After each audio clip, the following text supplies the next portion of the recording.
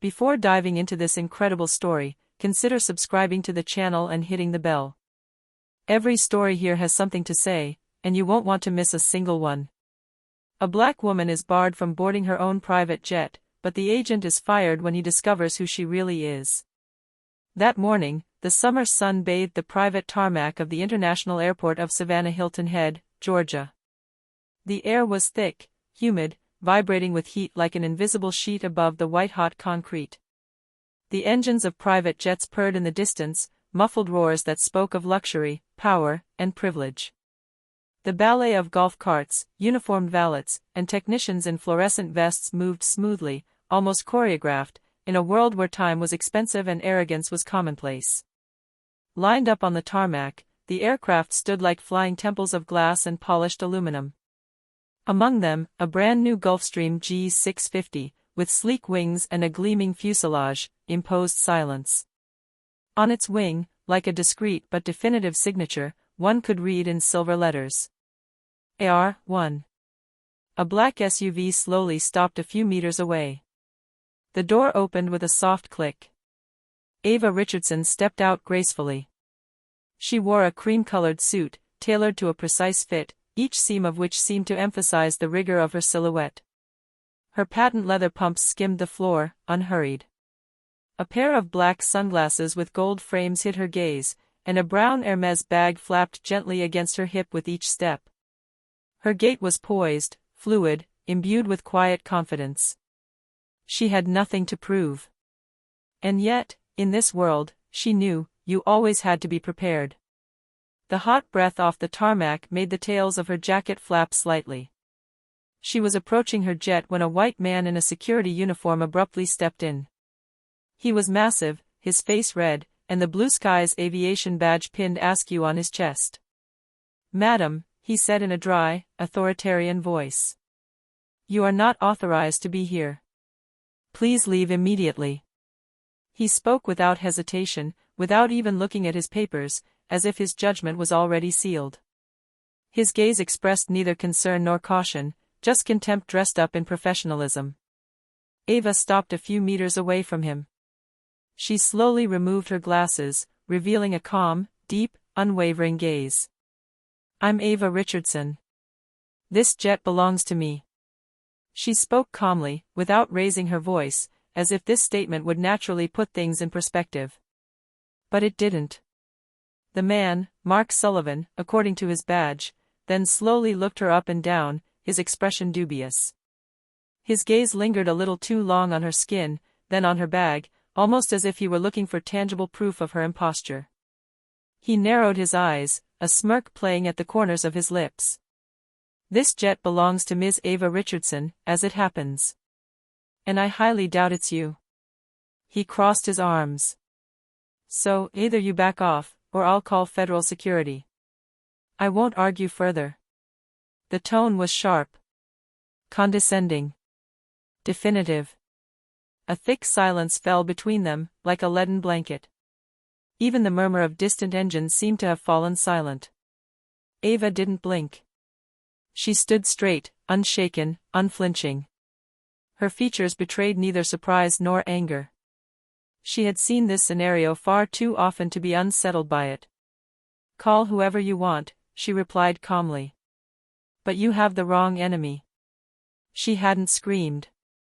She hadn't begged. She had simply spoken the words with the gravity of a truth the other man wasn't ready to hear, but would soon learn the hard way. Born in Baltimore, in a working-class neighborhood where the sidewalks were cracked but the dreams were solid, Ava Monique Richardson grew up in a world of contrasts. On one side, shabby buildings, nighttime sirens, and the challenges of an America that always seemed to doubt black children. On the other, books. Her mother, a volunteer librarian at a community center, taught her early on that stories were weapons, that knowledge opened doors that money alone couldn't.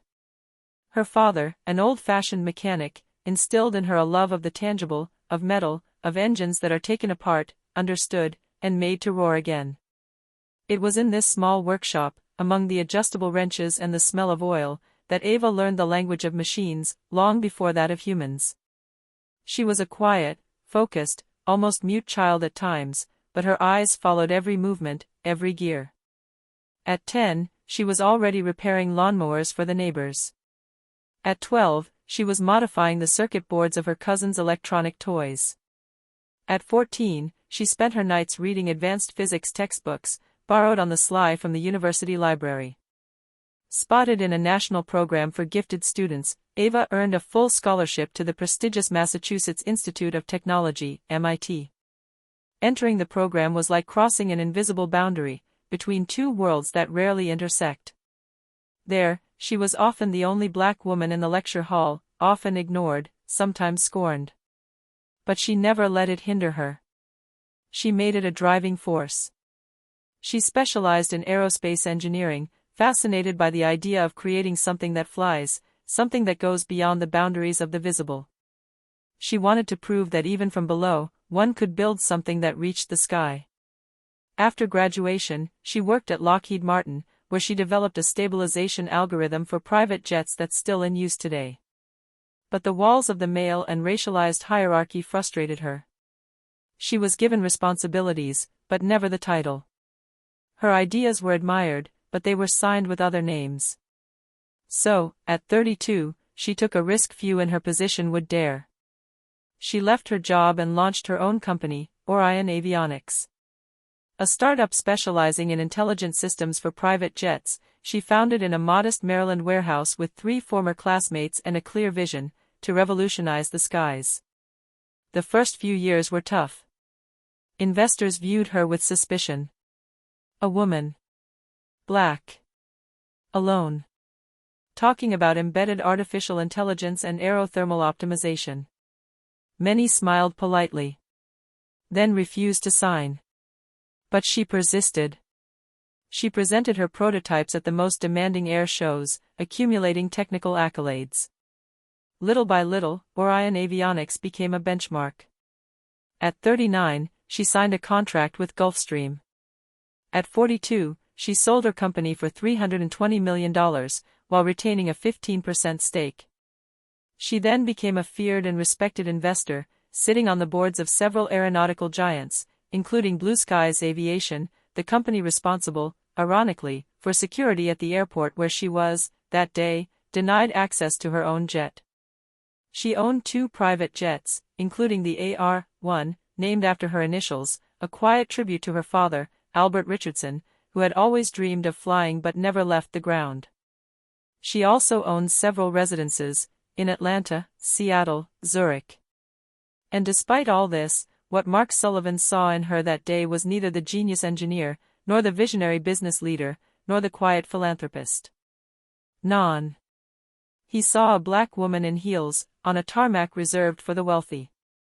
And for him, that was enough.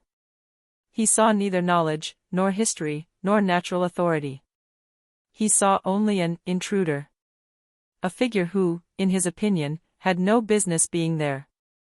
And it was this inability to see beyond color, this laziness of the gaze, this deep-rooted prejudice, which was to cause his imminent downfall. A few minutes later, a gleaming black SUV stopped abruptly a few meters from the jet. Its tires squealed lightly on the hot asphalt, attracting a few curious glances. The back door opened with a sharp click, and a young black woman hurried out, her phone pressed to her ear, her gaze sharp and determined. She wore a modern suit, simple yet elegant, and a VIP badge hung around her neck, a clear signal of her privileged access. This was Tasha Monroe, Ava Richardson's executive assistant, renowned for her formidable efficiency and unwavering loyalty to her boss. Mark Sullivan, she said in a firm, almost sharp voice, indignation piercing every syllable. I'm Tasha Monroe, executive assistant to Ms. Richardson. Mark, surprised by this sudden appearance, looked at her for a moment, unable to find the right words. His expression heavy with tension, he searched for an escape, an argument to oppose to this young woman who was both calm and incisive. You have just blocked the owner of this jet from access, she continued, without lowering her tone. And for your information, the director of Blue Skies has just been informed. You're in deep trouble, Mr. Sullivan. The officer tried to react, his face suddenly red with embarrassment and rising panic. It's a mix-up. I thought that. But Tasha didn't let him finish. You thought that because she's black, she couldn't own a house? The silence grew even more oppressive. The sentence, simple but heavy with truth, echoed like a cleaver on the burning tarmac. The atmosphere seemed frozen, as if time itself were holding its breath. Two pilots, impeccably uniformed, and a maintenance technician in navy blue had stopped to observe the scene. Their looks, a mixture of embarrassment and dismay, testified that this conflict went beyond the simple framework of an argument between an agent and a passenger. One of the pilots, in a low voice, almost a whisper, addressed his colleague. "That's her, Ava Richardson. I saw her on the cover of Forbes magazine last year." The technician nodded, his hands clasped behind his back. At that precise moment, the walkie-talkie attached to Mark's shoulder crackled violently. An authoritative and uncompromising voice ordered, "Let Ms. Richardson pass immediately. Report to the principal's office for a disciplinary interview." Mark turned livid, his expression shifting from arrogant confidence to palpable fear. He bowed his head, unable to speak. The weight of his mistake was falling on him, heavy as a burden he could no longer bear. Tasha's eyes burned with cold determination as she turned toward the jet, ready to accompany her boss to the silent victory that had just begun. Ava took a deep breath, as if preparing herself for a familiar ordeal. Then, with sure, measured steps, she stepped onto the small ladder leading to the jet's door. Each step was a silent affirmation of her accomplishment, her dignity, her inalienable right to be there. Around her, the world seemed to fade, the sideways glances, the barely concealed whispers, all of it was now a dull noise in the distance. In this bubble of steel and glass, she found her kingdom again, her space where only her skills, her vision, and her determination mattered. Once on board, she turned to face Mark Sullivan, still motionless at the foot of the ladder, his face marked by shame and surprise. Without a tone of aggression, but with a clarity as sharp as icy crystal, Ava declared, "Never assume that someone cannot own something just because of the color of their skin." She paused, weighing each word, then added, her gaze piercing, "You have just excluded yourself from the future of this industry." This sentence, simple but weighty with consequences, resonated like a verdict. There was no anger in his voice, but a cold, implacable determination, a reminder of a reality Mark had preferred to ignore. She closed the jet door with a sharp, almost theatrical slam that symbolized the end of this humiliation and the beginning of a much larger fight. A few minutes later, the Gulfstream G650 roared to life, its powerful engines roaring like a wild beast ready to take flight. The jet lifted smoothly off the tarmac, rising quickly into the clear blue sky, leaving behind the shadow of prejudice and the echo of injustice. Ava was on her way to Zurich, where she was expected to be a keynote speaker at an international summit on green aviation innovation. There, among the world's brightest minds and decision-makers, she would share her revolutionary vision, a future where the aviation industry relied on sustainable technologies, where she, a black woman from a modest neighborhood, would not only be recognized but celebrated as a pioneer. Above the clouds, in the jet's silent cabin, Ava rested her hands on the cockpit console, her mind already focused on the challenges and victories to come. She knew this journey would be more than just a geographical shift. It would be a journey toward recognition, justice, and change. The next morning, the name of Mark Sullivan was already circulating in the airport corridors and on professional networks as a clear warning. The affair had caused a stir, triggering a wave of indignation mixed with disbelief. How could a security agent have dared to question the legitimacy of a black woman, let alone the owner of such a large private jet? Unsurprisingly, Blue Skies Aviation made a swift and decisive decision. In an official statement, the company announced Mark's immediate dismissal for blatant racial discrimination. The board, aware of the impact this matter had on its image, publicly apologized to Ava Richardson and anyone who may have been hurt by the incident. But these words, while necessary, were not enough to repair a system deeply rooted in habits and prejudices. This is why Blue Skies also committed to reviewing its internal policies, implementing enhanced training against discrimination and unconscious bias, and launching an awareness campaign aimed at all its employees. For Ava, however, this victory was both significant and insufficient. She knew that the humiliation she suffered that day was not an accident, nor a simple misunderstanding, but the manifestation of a systemic problem that still prevented too many black women from climbing the ladder, making their voices heard, and making their mark in industries dominated by others. A week later, she spoke at a conference in Atlanta to an audience of thought leaders, young entrepreneurs, and equality activists. On stage, in a dimly lit room, she declared in a firm, calm voice, "What I experienced is not an isolated incident. It is a symptom of a system that still doubts the legitimacy of black women to occupy the highest levels of power." Silence fell, heavy with meaning. "I'm not angry. I'm determined." A slight smile lit up his face, that of someone who refuses to accept fate. "I want the next generation to no longer have to prove what they have. I want them to be respected for who they are."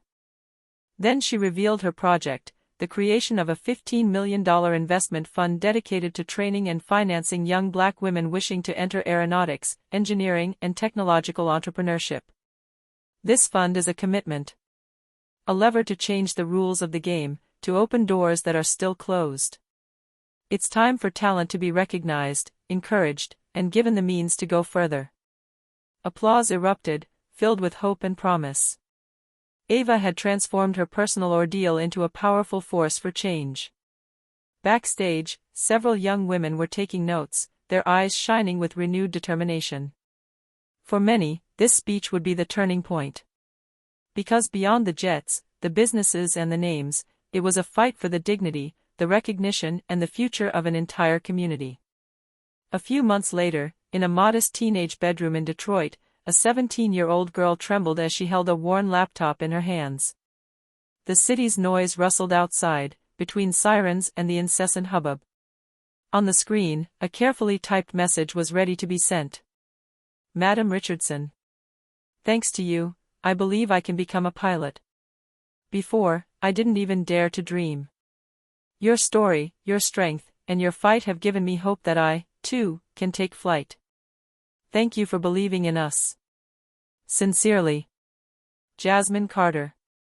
Jasmine was a teenager like any other, from a neighborhood where opportunities were scarce and inspiring role models even scarcer. She had always gazed at the sky with envy, fascinated by the planes tearing through the clouds, but she had never dared to imagine that this dream could be within her reach. A few days later, Ava Richardson sat in her light-filled office and read the message with suppressed emotion. Deep in her heart, she felt the purpose of her fight. She didn't just reply with words. She took an elegant envelope and slipped inside a VIP access badge to one of her private hangars, a personal invitation to a behind-the-scenes look at the world of aviation, a place where Jasmine could learn, dream, and, above all, imagine herself. Ava's letter accompanied this gift. "Dear Jasmine, this badge is more than just access. It's a symbol of hope and possibility. Use it to discover, learn, and most importantly, to believe that you belong here, among those who dare to rise. With all my admiration. Ava Richardson." For Ava, this gesture was worth far more than all the planes or millions she had amassed. She knew it wasn't the jet, the money, or the revenge that really mattered. It was the legacy. The legacy of perseverance, courage, and transmission. The legacy of those who paved the way so that others can soar without barriers, without doubts, without judgment. And in this simple exchange between two women, an invisible chain was woven, linking past, present and future, in a sky where all the colors finally had their place.